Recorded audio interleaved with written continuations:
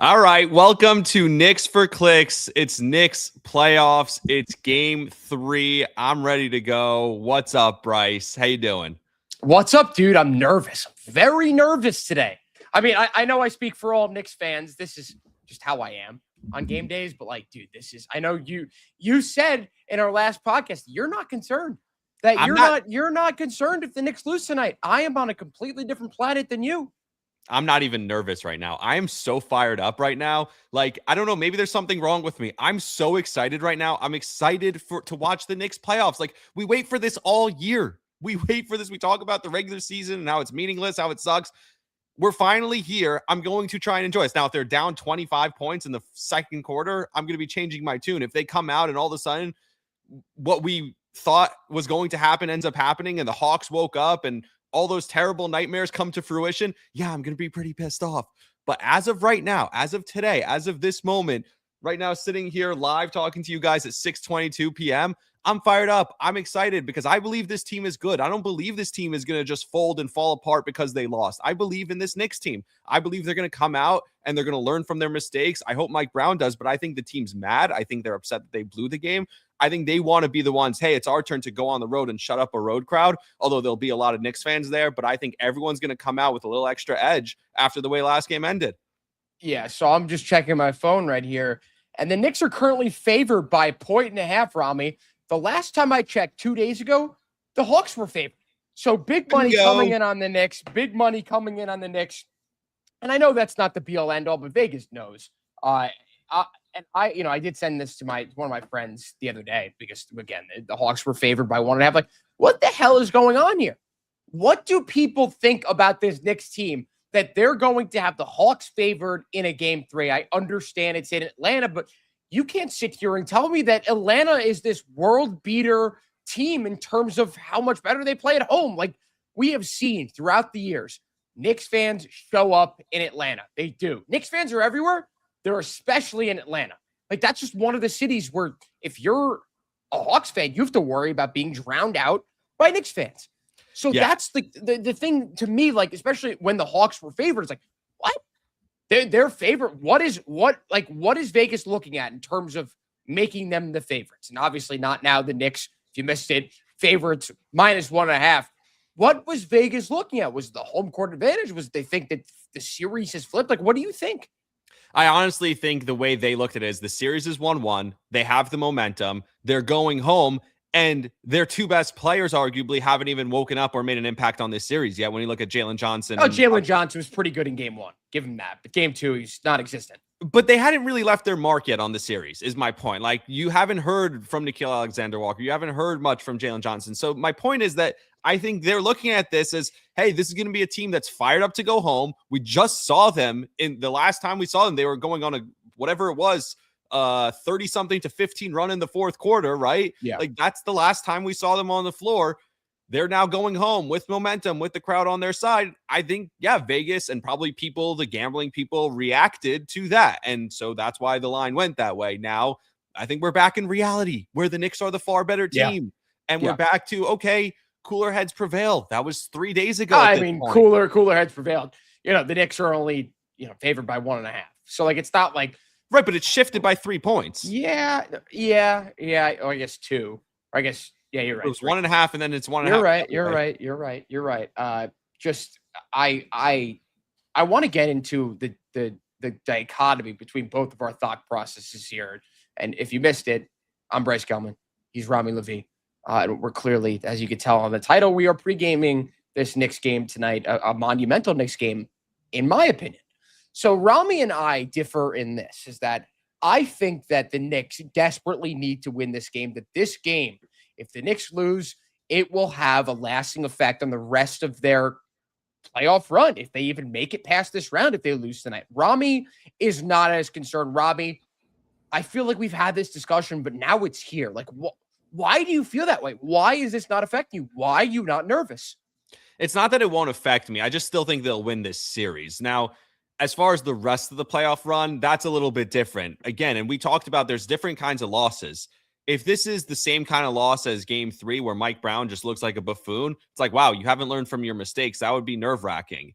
If the Hawks come out and play their best game of the series and just win the game, like, okay, tip your hat. Like, you won a game. I still think the Knicks are the better team. And over the course of a 6-7 game series, it might have to go to 7 games at that point. But over the course of the series, they'll win. So where I do agree with you is the bigger picture, how I would feel for the rest of the playoffs. And specifically, if it's again Mike Brown and his rotation, if it's again the problem with Jalen Brunson getting switched on. I saw CJ McCollum shooting like 82% from the field. Crazy. It's crazy. When Jalen's defending him. It's like, my God, how does that happen? How do you let that continue to happen? So throw 2 at CJ, do whatever you have to do to get Jalen off of him. And that includes what you should have been doing in the first place, which is separating Karl and Jalen and staggering their minutes, which you should have been doing anyway.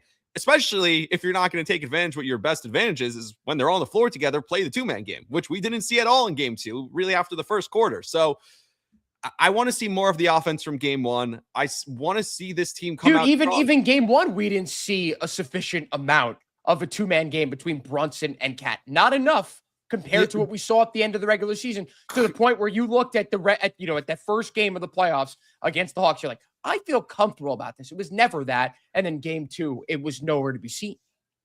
What I will say about that with the 2-man game is that it was different. They utilized it differently. It was a lot of back cuts. It was a lot of open threes. It was a lot of different movements off of the 2-man game, but it did start with Karl having the ball up top. And so that's why when people talked about the first, and I talked about this on the live stream before game 2, is when people talked about, well, Towns didn't really have an impact until the fourth quarter or the second half, when he got going. No, he had a huge impact, I thought, in the first half also. He just didn't shoot a ton, but he was facilitating the whole offense. He was running the offense from the top of the key. He was very much involved and getting everyone open looks off of the action that they were making or having at the top of the key. So I do think still that he has to be involved, but yes, we have to see it from the start. And then I saw someone say this, I wish I could give it credit, but Karl Anthony Towns, there is no one on the floor for Atlanta who can defend you. Go out there and shoot 30 times. Be selfish. I don't care. That's what I would say. Dude, I've been saying this all year. This isn't just limited to a team that doesn't have the size like the Hawks. Like, it doesn't matter. It doesn't matter who you're playing. You could be facing, I don't know, you could be facing Wemby. Like, either way, I still want you taking a boatload of shots. But the person who facilitates, the person who initiates all that is Jalen Brunson. So we could sit here and talk about all the issues that we have with Brunson, all the issues that we have with Mike Brown. In my opinion, if those two things, and they're all encompassing. We talked about them in the last podcast. If you missed it, you got some time. You could tune into that before the game in 35 minutes. Obviously, we want you to stay here, but if you're looking for a longer form thing, if you want to, really get into the nitty gritty of what we talked about, go for it. But we're going to discuss it right now, so maybe don't go for it. But Brunson and Cat. That's my thing with Brunson. Like, Brunson needs to get Cat involved. He needs to get every other one of his teammates involved. But more importantly, Cat, Mike Brown, we know what Mike Brown's issue is. We know what Mike Brown has said since whatever happened in game 2. We know that he at least is signaling that he does not plan on changing anything when it comes to the lineups. So, Rami, the way I look at it is like, yeah, okay, if the Knicks lose and the Hawks outplay them, fine. But with how good the Knicks are, I do not see a possibility that the Hawks just win outright. Like, they come out, they put their foot on the gas, they beat the Knicks wire to wire. I just do not see that happening. What I do see, though, is if the Knicks lose, they allow 2 of the things that bit them in the ass in game 2 to happen in game 3. Do you agree with that? The only way I could see the Hawks winning a game wire to wire where they just come out and dominate, and again, this would not make me concerned. This is where I wouldn't be concerned, is if the Hawks do that, the only way that happens is if the Knicks just can't hit their shots. Like, if all of a sudden the Knicks shoot 3 for 35 from 3, which we've seen happen. Yeah. I mean, it happened to the Celtics the other night, right? Where they just go cold from 3. So we've seen that happen for this Knicks team. If that happens, again, tip your cap. That's where the Hawks can dominate. And I won't be that concerned. If the concerning things that we talked about on the longer episode coming from game 2, if that repeats itself, then we have major issues, because then all the good vibes, all the good juju, all the, like, everything we built up the last couple of games of the season going into the playoffs was just for nothing, was just lost, because we saw everything we needed to see. We were finally confident because we saw in the Hawks game, in the Celtics game, we saw the 2-man game. We saw the way they were playing defense the last few months. We saw Karl Anthony Towns being more aggressive, like all the things we talked about. And if that doesn't happen again, and you mentioned Jalen initiating, he shouldn't be initiating anymore. Like their offense is better. He's the point guard. No, but their offense is better when Mikal or Josh is bringing the ball up and then they get into the offense once they're in the half court. I know it's a small difference. It's not significant, but Jalen coming off of a pin down in the half court already, as opposed to him fighting 90 feet to bring the ball up every time. Like it makes a difference. Yeah. I really don't think it makes that big of a difference when the entire offense is centered around Brunson in those moments. Like either way, Brunson's getting the ball over half court, whether it's over half court or getting the ball near half court. But it's still about 14, involving 15 seconds left in the shot clock. Involving other people. I still think even if he's still giving the ball. Like Josh Hart brings up the ball just to get Jalen Brunson it off a side screen, off.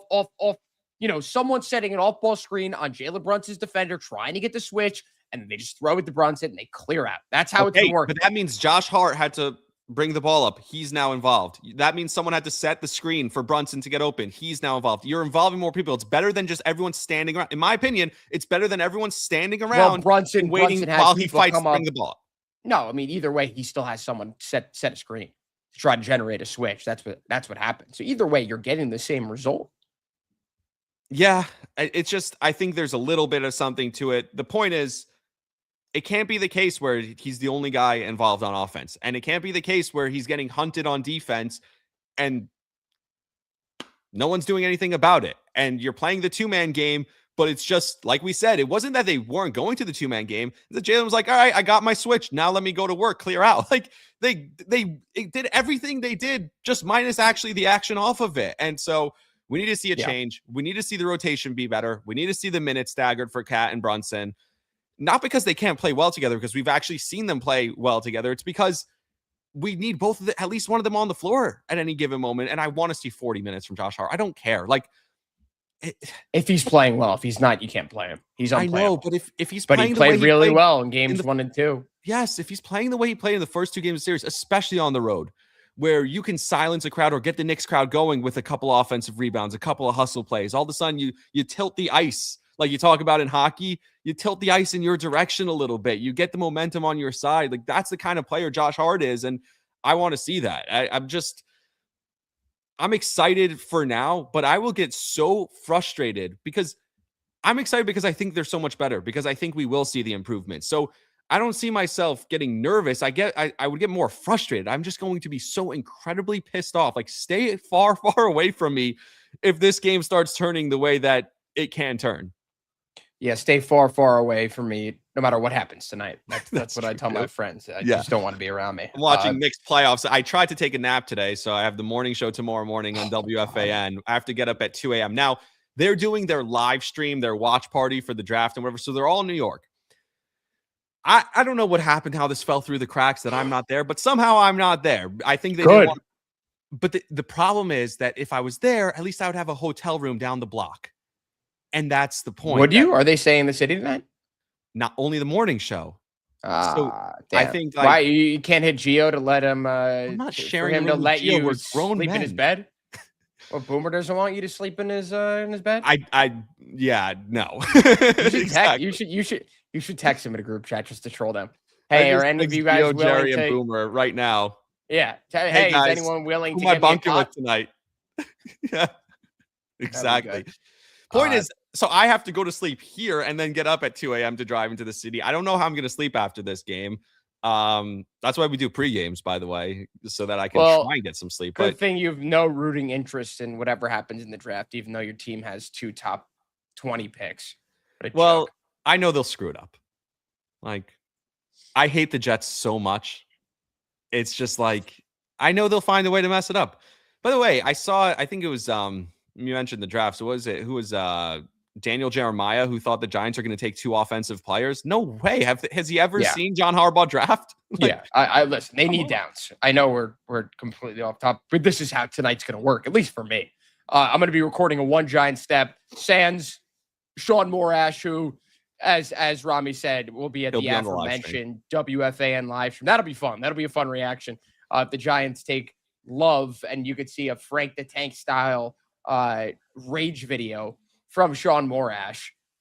Let's hope that doesn't happen. Like, I said to Rami before we started here, like if the Giants take Downs and Tyson, 5 and 10 respectively, this could go to end the Knicks win. It could go down as one of the best days of my life.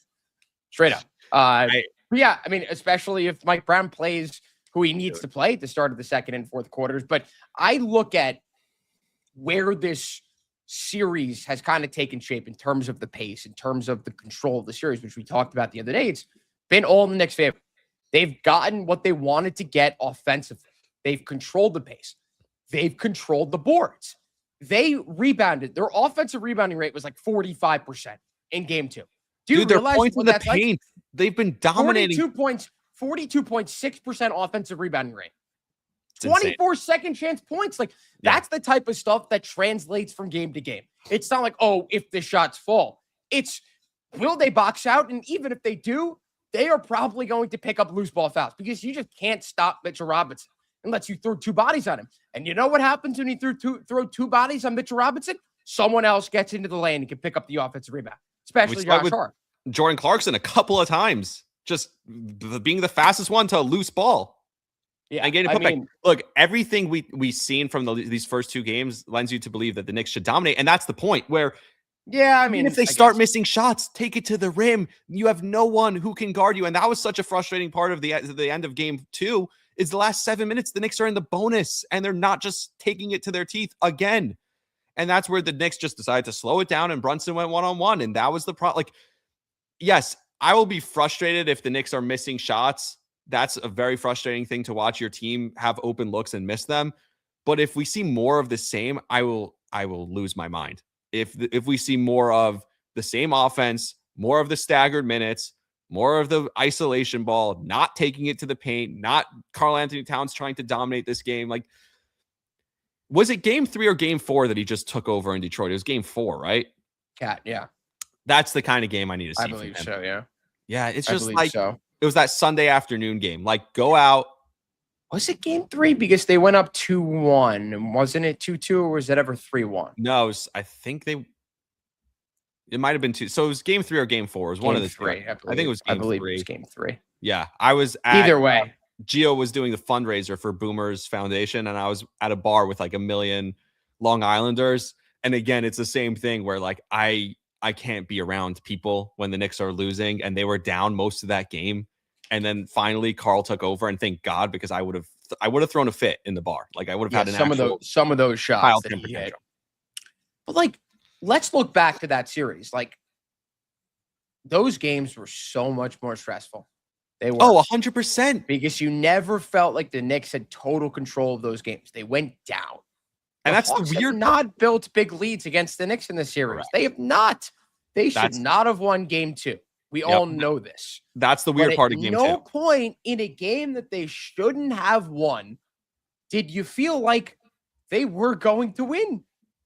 Right? Like, that's like, I know that should on the on the outside make total sense, but it didn't in the game, because you're like, okay, well, they won the game, but like, it was never like they should win this game. It was never at that point. And that's somehow how that works, and that's why that's why we both feel confident going into this game. That was the frustrating part, being in the building. It didn't feel like a playoff game that the Knicks were getting beat by a better team. It felt like a regular season game that we've seen far too many times this year from this team, that they were just letting a lesser team hang around. That was the problem. Like, they're just playing with their food. They're just letting the lesser team, the far lesser team, hang around. That's why I said, like, if that happens again, I'd be more frustrated than if the Hawks just come out and play their best game of the series. I keep repeating myself, but that's 100%. Like, I can't live with the Knicks doing the same thing they did in game 2. I can live with the Hawks coming out and having their best game. That's okay. And by the way, if they come out strong to start the game, and let's say the Hawks do go up 10 in the first quarter, I still will feel confident, because I think it'll even out. Yeah, sorry, I keep you on. I'm so fucking tired. Dude, I wish I was tired. I'm like wired. Yeah, I mean, I've had a long day. If you know, you know, and no one knows besides you. And you'll know soon. I had a fun day. Listen, like, I it's been a long day, but I'm fired up no matter what I look like. Like, dude, this is a huge night especially for me. I mean, the Jets suck. So Stefan it's Bondi tweeting out like different jerseys he's seeing in Atlanta. What do you say? Which is great. Dennis Smith Jr. Knicks jersey in the crowd. I saw someone else posted something else. Like this is what I'm saying. Like these are Knicks fans who are cutting deep, like with the jerseys they have, with everything. But yeah, man, Atlanta. Like I know a bunch of Pistons fans from Atlanta. Dude, the Knicks take over. Atlanta's, I wouldn't say a transplant city. I'm not in the know enough to say that. But yeah, I mean, it's the Knicks fans always show up, especially to Atlanta. I want to get out ahead of this. You ready? Yeah. What's up? Natalie Sago, I'm not sure how you pronounce her name, the referee. Yeah, Knicks are 1-8 with her referee, right? Unbelievable. How does that happen? How's that even possible that it's so lopsided? 1-8 is not like a tiny sample size. We got a little comment here, but Supreme Vader saying LGK. Absolutely, bro. Mr. Absolutely. Vader. Let's go Knicks. What's up, Vader? Let's go Knicks. Yeah, I mean, this is we all need this win collectively. Game 2 really struck a chord, I think, with the majority of the Knicks fan base. And I'm hoping the Knicks players too. That's what I keep saying. Like I'm hoping these guys feel that and want to come out and dominate. Like I want to come out and just get rid of that taste in their mouth. And Supreme Vader says I really wanted a sweep. Yeah, I mean, I think we all wanted that as well. Just like you can't shoot yourself in the foot like that. You can't. Like the Knicks had it. Could have won that game still with all that garbage involved. They didn't because they didn't execute when it mattered the most. And the main reason behind that was Jalen Brunson. But so I know I keep coming back to this, dude. I don't want to. I don't want to sit here and sound like a Jalen Brunson hater, but I think it's about damn time that we put some pressure on this guy, and we'll see if he responds to it. And I'm not talking about the pressure of you got to win this game. The pressure is, in order to win this game, you need to do something you're not comfortable doing, passing the fucking ball. Pass the ball, Jalen. It's that simple. And I believe that he responds. I really do. I trust him. I trust that he's going to respond to the pressure. I think he knows. He hears the noise. He's not a dumb guy. Like he gets it. Other than the first quarter of game 1, he has not been good offensively. Could we terrible? Say that? Not good. He's been awful. Yeah. I mean, what was it? 1 for 11 after the first quarter in game 1, and then game 2, he was pretty bad too. Like, I don't know. I don't have the numbers in front of me for game 2, but yeah, he was bad, and some bad turnovers in the fourth quarter of game 2. Like, it wasn't just the isolation ball and missed shots. He killed them. He killed them. Yeah, I mean, that's part of my hopium here is something will switch in his mind that he needs to figure it out. Like, you want to win. He's a crazy competitor. Really wants to win. He performs well in the clutch. Well, this is different. This is him going against his ego, which all these players have. But he's the captain. In his own eyes, I took a $110 million pay cut. I could do whatever the hell I want. My dad is the head coach. This is the stuff that entitled people believe. Not to say that Jalen Brunson is entitled, but he's sure playing like it. He sure always played like it. I just think he's played well enough to the point where fans are unwilling to criticize him.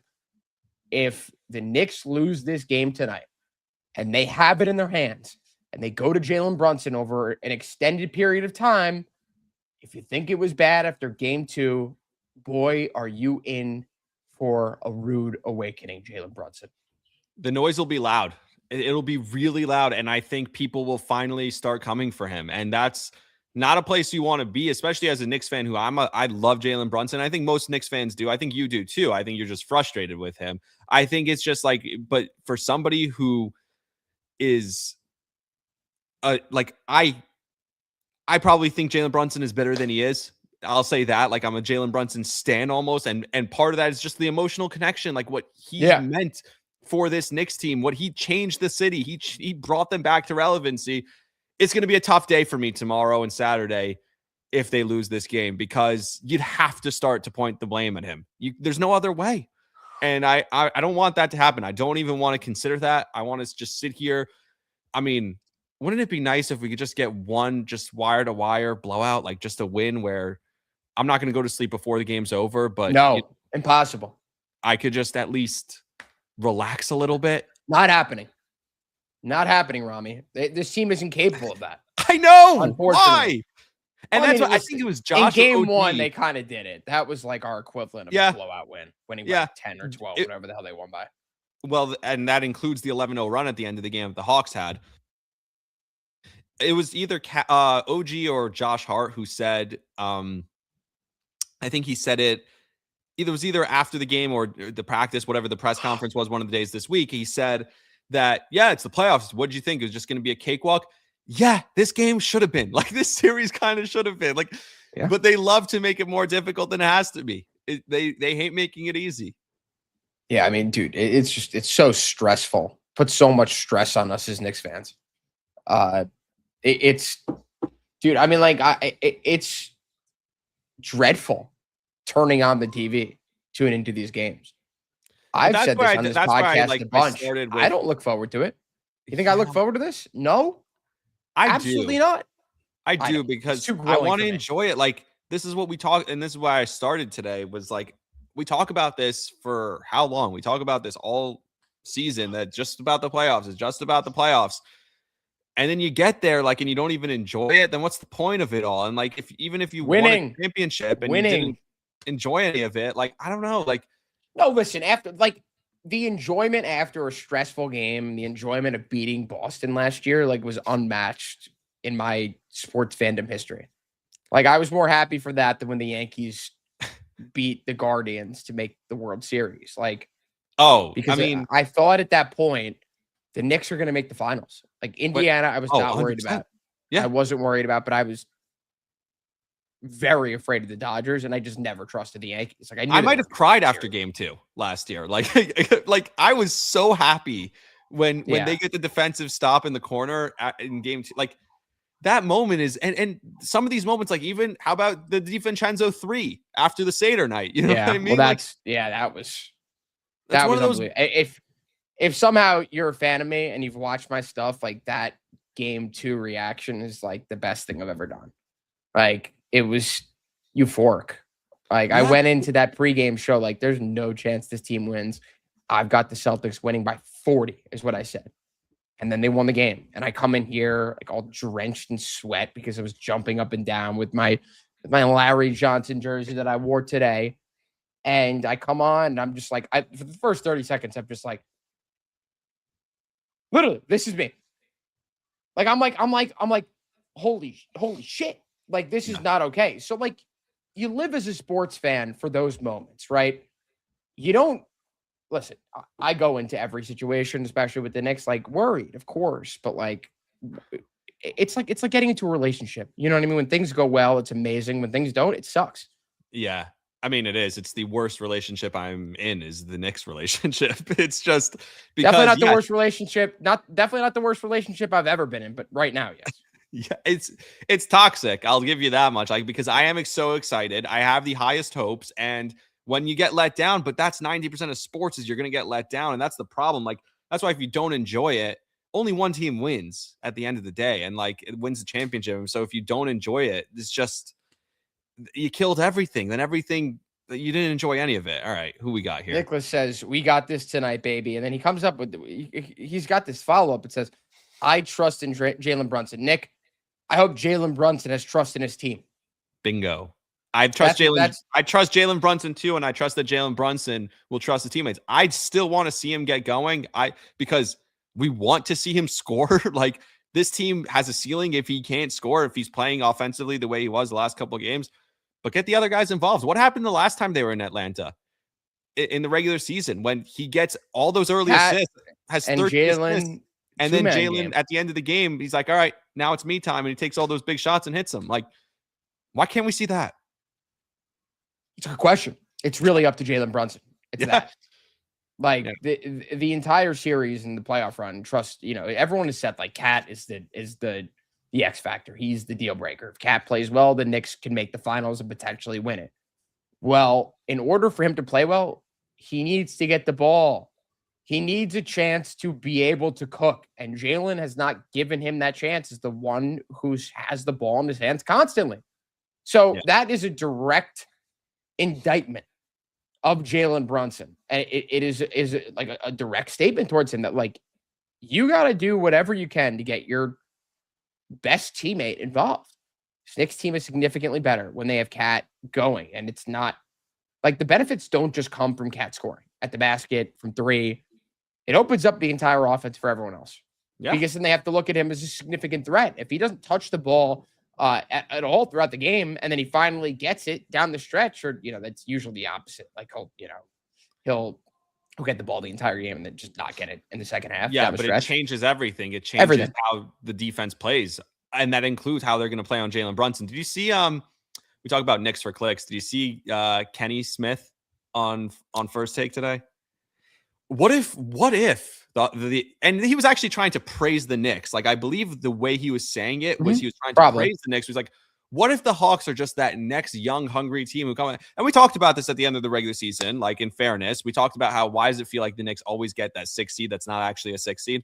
Like, they got the Pistons, who were on a heater to end the season. They got obviously the Sixers, who were hurt and then got healthy to end the season. This is not that, because I've watched the first 2 games. They're not, and maybe in a couple of years they grow a little bit. It hasn't been the young guys. It's been CJ McCollum, who's 35 years old, cooking them. So don't tell me that it's just the Hawks coming up. This has been the Knicks blowing these games. The Knicks have blown the games. It's straight up on the Knicks, and they can't let it happen again. And that's why I'll say it for the 90th time on this stream. If the Hawks beat them, tip the cap, respect. Yeah. If the Knicks blow it again, I will lose my fucking mind. Yeah, dude, I just feel like the intangibles are just so far in the Knicks' favor that I don't foresee a way that Atlanta just beats them unless they shoot 80% from three. Like, there shouldn't be any excuses. Even if Atlanta shoots 50% from three, the Knicks need to work on turning them over and grabbing offensive rebounds. And control the pace and get in the paint. Yeah. All the things that they did for game 2 and yet somehow still lost. Like, what? Yeah. Yeah, I mean, I think it obviously all comes down to how physical their defense is, and it comes down to Mike Brown's rotation. Like, that's it. And, like, yes, Jalen Brunson needs to pass the ball. He needs to get his teammates more involved. But, like, we shouldn't be in a position where Jalen needs to do that. We shouldn't present it like for anyone want to bet on tonight's game. What do you say? I said, should we cook up a group ride? Anyone want to bet on tonight's game? We're not doing that. We're not doubling down on our Knicks fandom. That's at least how I feel. Like, God forbid I bet on something else. I meant to, and I don't know why I didn't do it. I meant to bet the Knicks when they were up in game 2, when I was there. Like, hey, throw $30 on the Hawks because. No, come on. Only because that way, if they lose, I get my money's worth on my ticket. You know what I mean? I feel like I spent a lot of money on the game. Listen, so, like, I've subscribed to that belief before, and I've gotten killed by my friends. I agree. In general, I don't like it. But if you're paying to go to the game, then to me, it was like, I paid a lot of money. Maybe I can make some of that back, because it killed the whole experience. And I don't think the experience was bad. Like, I don't know, Nick Knows Ball. I met him there. Yeah, you did. Oh yeah. Yeah, that was cool. Like, it was a fun experience, and I didn't get. There were funny things that happened. I was standing outside the garden, and this couple from Australia comes over to me, and they're like, "We love your Knicks jacket. Can we take a video of you in front of the garden?" Like, and they're like, "Yeah, we're on holiday for 2 weeks from Australia, and we came to see a Knicks playoff." Like, there were so many fun things that, like, are coming back to me now that, like, all of it just went by the wayside the second the game ends because of the way it ended, and, like, it ruined almost the whole experience. Yeah, and I want to touch on something from Nick before we get out here, before the game, because I need to make myself dinner before this game. Oh yeah, I got stuff already pre-made. I'm good. I just need to put it in a wrap. Nick says also, I want to say we might need more from the bench. It's not something we've really touched on. And then he elaborated on it also. Yeah, he goes, Deuce 2+ threes and Mitch 2+ blah. No, we're not doing that. Sorry. Oh, we're doing the bet. Yeah, he's talking about the bets. We're not doing that. Hey, listen, if you want to get in with Rami on that, be my guest, but I'm not going to be an idiot like that. 2 dummies. No, I mean, listen, like, Deuce has been terrible. Shamit, massively underwhelming, like, very disappointing. They've needed him all year long. They've needed his shooting off the bench. They've needed his point of attack defense. That is non-existent right now. Figure it out. Yeah. Figure it out, Landry. I trust Deuce McBride to get it done, but, like, Shamit, dude, you gotta figure this out. When he slipped and went down. Oh, I thought he was dead. Oh my, and that was like the moment where like, oh my God, these guys need to get off the court. That was like, they have nothing. That was when it was do something, bring back Jalen, bring back Josh, bring back Carl, something. And everyone in the building felt it, other than the only person who has control of that, which is Mike Brown. I'm just very disappointed in the lack of minutes Diawara has gotten. You know, I've been a big Diawara guy since he really started getting minutes. Like, Knicks need his wing play. They need his length. Somebody called up, I think, the WFAN and said that because like no one on the bench had it. And yet that's where you can combat some of the stuff is you got a guy with length. A guy who play defense, knock down threes. Like, I'm with you. You want to extend the bench. Like the Alvarado is cute. The Garden crowd got behind him. He had some energy. Cool. Where you really would have gotten energy is from Diawara. Like it's just, He's got to play at some point. Like Mike Brown has to test it. Like, you know, I agree. You need more. Tried it out, but Deuce don't be coming back. Shamit coming back for the second time shouldn't be enough for him to completely lose his spot in the rotation. But I guess we'll see. From the bench, but if you're overly reliant on the bench to the point where they start to hurt you again, like pull the plug, please. Yeah. All right. All right. Well, listen. Good luck to all of us. Good luck to you and your dual watching this game. And more importantly, to some people, your Jets, who've got the number 2 overall pick. And what, the 17th or 16th pick? 16th pick, right? I would love the Lions have the 17th. I would love for the Jets to trade out of 2. Because if they believe that Ace Bailey and Arvel Reese are like, if it's a coin flip between them, which it seems like that's what the Jets think, then just trade back and get whichever one doesn't go, especially if they like Bailey better, because I think Reese is the consensus overall better than Bailey. You mean David Bailey? Yeah. Did I not say that? Ace Bailey. Oh, sorry. Rutgers boy. Yeah. Yeah, I did. 2 potentially untapped potential guys. Yeah. Seriously. Yeah.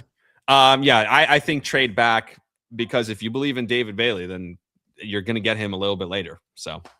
Yeah, if the Giants take Love and Tyson, I'm going to jump off my balcony. So, good stuff tonight. I'm also trying to watch the Yankees, but obviously the Gotham app has just been That's awful. Getting relegated. No Yankees for me tonight. Sorry. Oh, yeah.